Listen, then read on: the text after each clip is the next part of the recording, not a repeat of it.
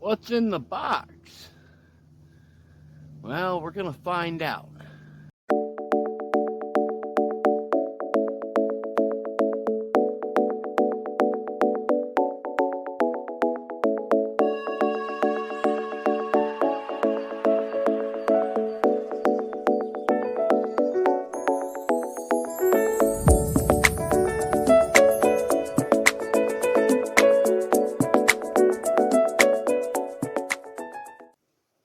Welcome to How to Garden.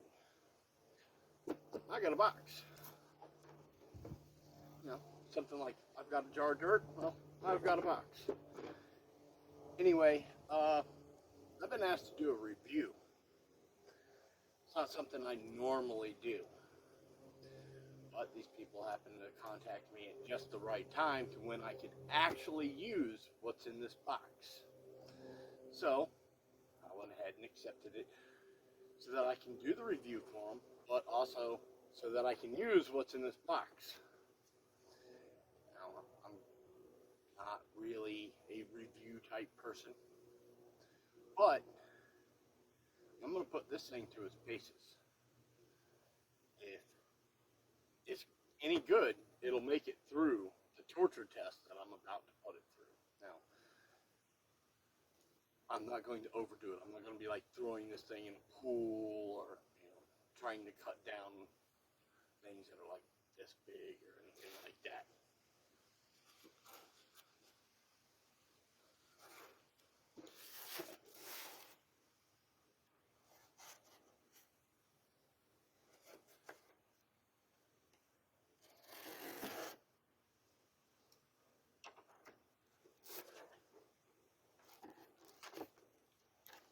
All right, so I've got a box with a box in it.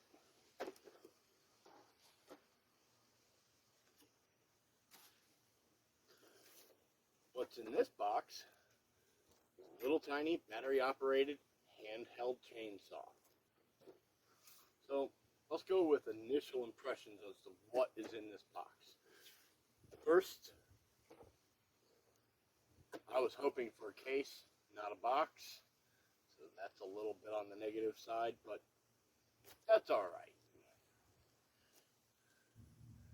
My last one came in a box like this too. I got one from Harbor Freight. They lasted about 2 years.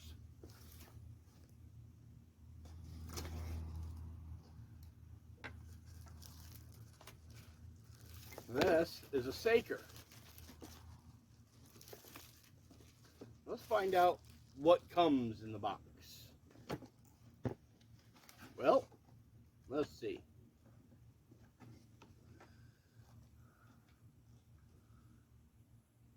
Tiny screwdriver I'll probably lose.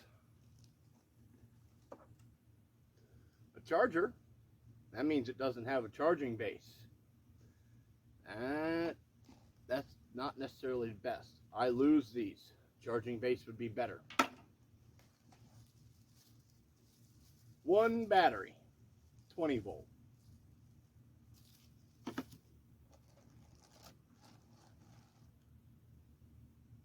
Little tiny bottle of chain oil.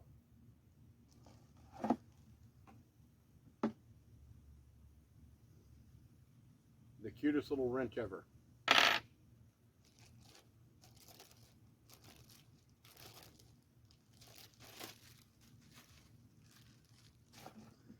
And instructions. All right.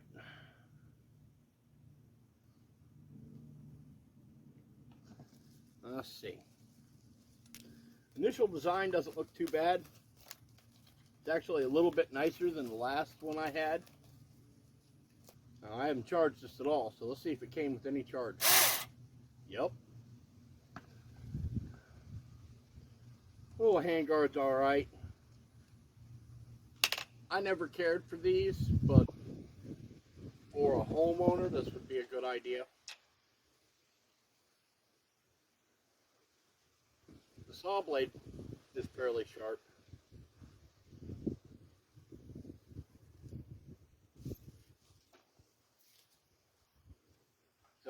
this little wrench here goes to the nut here. You got several things that are Phillips head that I see on here, but there's also several star heads. So you're not going to take this thing apart with this, but you can take this off and this off. This will probably be coming off. I never cared for them. It is good for certain people. As a professional in the industry, it's just going to get in my way. Well, the one thing I can say, just looking at it, and it's the same with the last one I had, and it was one of the things I really hated about that design, was that there was no reservoir for putting the oil in. This one does not have a reservoir for putting the oil in. Nice eyedropper full of oil, and it will need to be oiled. So you'll need to carry this around in your pocket or something similar so that you can put oil on your blade. You'll also want to carry this around with you so you can adjust it as needed. It doesn't need much oil, at least my last one didn't. But it would be nice if it had an oil reservoir. It would also be nice if it had a charging station instead of this.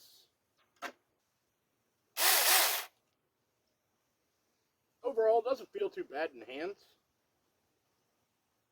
So, I guess I'm going to go set this thing up to fully charge before I put it to use. So far, not too bad. Let's find out if that thing's got the power to handle a little tree like this.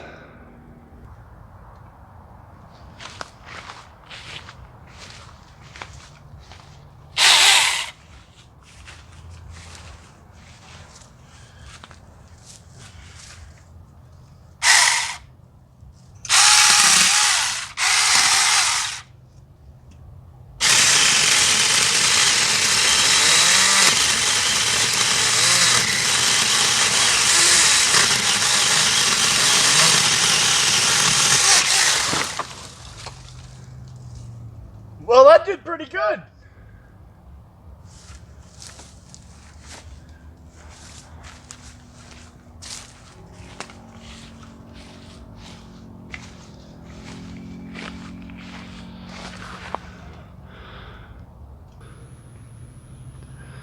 Let's see how it works on that crepe myrtle. I gotta trim some stuff on that. Let's get to it.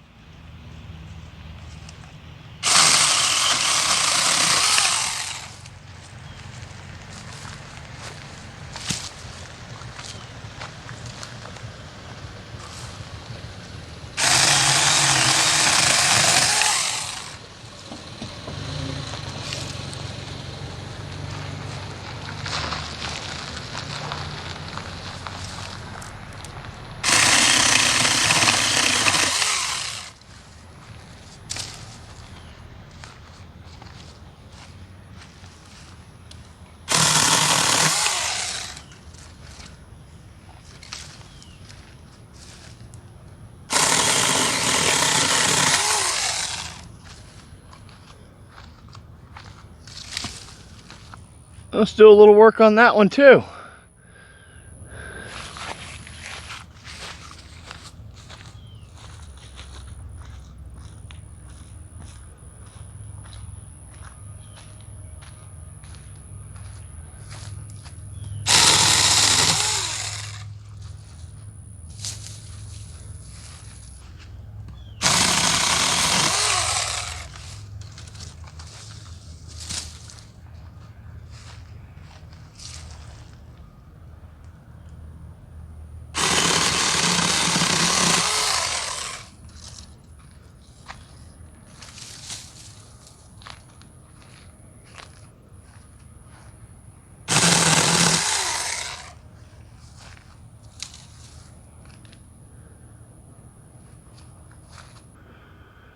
And if you've been in Central Florida or South Florida, chances are you've had a run-in with this plant.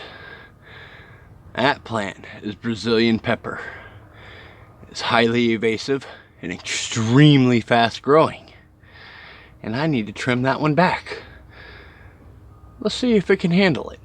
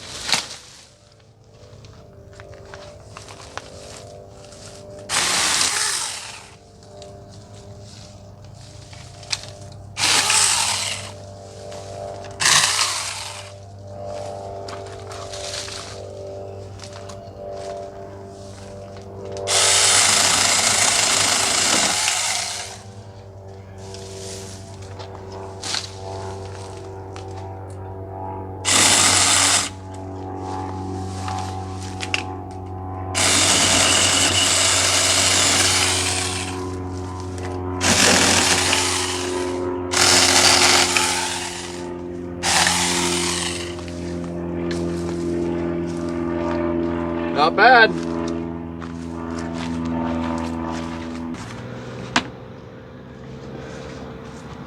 Well, I still got a lot more work to do with it. But I put it through a few paces there. Trimmed up a few things.